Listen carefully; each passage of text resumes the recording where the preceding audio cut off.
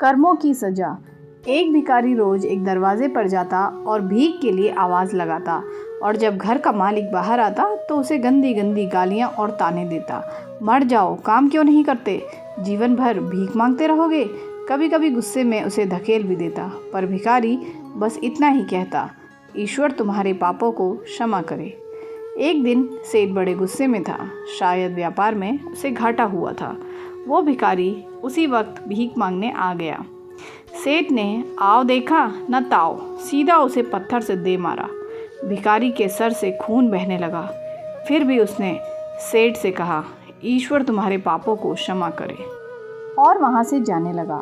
सेठ का गुस्सा थोड़ा कम हुआ तो वह सोचने लगा, मैंने उसे पत्थर से भी मारा पर उसने बस दुआ दी, इसके पीछे रहस्य क्या है जानना पड़ेगा। और वह भिखारी के पीछे चलने लगा। भिखारी जहाँ भी जाता सेठ उसके पीछे जाता। कहीं कोई उस भिखारी को कोई भीख दे देता तो कोई उसे मारता, जलील करता, गालियाँ देता, पर भिखारी इतना ही कहता, ईश्वर तुम्हारे पापों को क्षमा करें। अब अंधेरा हो चला था। भिखारी अपने घर लौट रहा था। सेठ भी उसके पीछे था।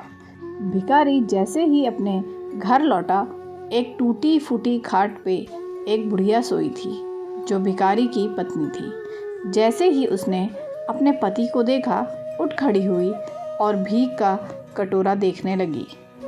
उस भीख के कटोरे में मात्र एक आधी बासी रोटी थी।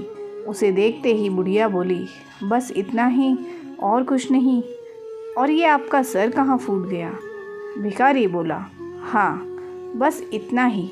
किसी ने कुछ नहीं दिया, सब ने गालियाँ दी, पत्थर मारे, इसलिए ये सर फूट गया।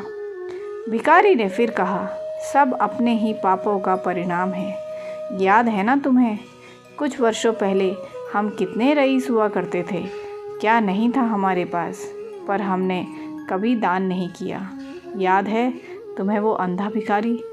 बुढ़िया की आंखों में आंसू आ गए और उसने कहा, हाँ, कैसे हम उस अंधे भिखारी का मजाक उड़ाते थे, कैसे उसे रोटियों की जगह खाली कागज़ रख देते थे, कैसे हम उसे जलील करते थे, कैसे हम उसे कभी कभी मार और धकेल देते थे।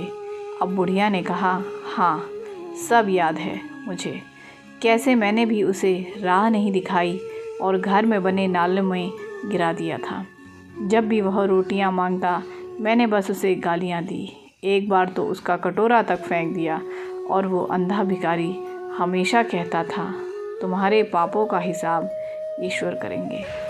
मैं नहीं, आज उस भिखारी की बद्दुआ और हाय हमें ले डूबी। फिर भिखारी ने कहा, पर मैं किसी को बद्दुआ नहीं देता, चाहे मेरे साथ कितनी भी ज्यादती क्यों ना हो जाए।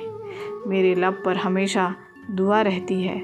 मैं अब नहीं चाहता कि कोई और इतने बुरे दिन देखे। मेरे साथ अन्याय करने वालों को भी मैं दुआ देता हूँ, क्योंकि उनको मालूम ही नहीं वो क्या पाप कर रहे हैं, जो सीधा ईश्वर देख रहा है। जैसे हमने भुगती है कोई और न भुगते, इसलिए मेरे दिल से बस अपना हाल देख दुआ ही निकलती है। सेठ चुपके चुपके सब सुन रहा था। उसे अब सारी बात समझ आ गई थी। बूढ़े बुढ़िया ने आधी रोटी को दोनों ने मिलकर खाया और प्रभु की महिमा है बोलकर सो गए। अगले दिन वह भिखारी भीख मांगने सेठ के घर गया। सेठ ने पहले से ही रोटियां निकाल के रखी थी। उसने भिखारी को दी और हल्की सी मुस्कान भरे स्वर में कहा, माफ़ करना बाबा, गलती हो गई। भिखारी ने कहा, ईश्वर तुम्हारा भला करे, और वो वहाँ से चला गया। सेठ को एक बात समझ आ गई थी, इंसान तो बस दुआ बद्दुआ देते हैं, पर पूरी वो ईश्वर, वो जादूगर कर्मों के हिसाब से करता है। इस जन्म में ना मिले पर भव में मिलता है। अपने अपने कर्मों का फल सबको मिलता है। हो सके तो बस अच्छा ही करें दोस्तों। वो दिखता नहीं है तो क्या हुआ, सबका हिसाब वो पक्का रखता है अपने पास। तो दोस्तों, अगर आपको मेरी आज की ये कहानी अच्छी लगी है तो मेरे चैनल को सब्सक्राइब ज़रूर करें और मेरे वीडियो को लाइक करें दोस्तों, और कमेंट में जय श्री राम ज़रूर लिखें। तो दोस्तों मिलते हैं अपनी अगली वीडियो में एक बहुत ही खूबसूरत सी दिल को छू लेने वाली कहानी के साथ।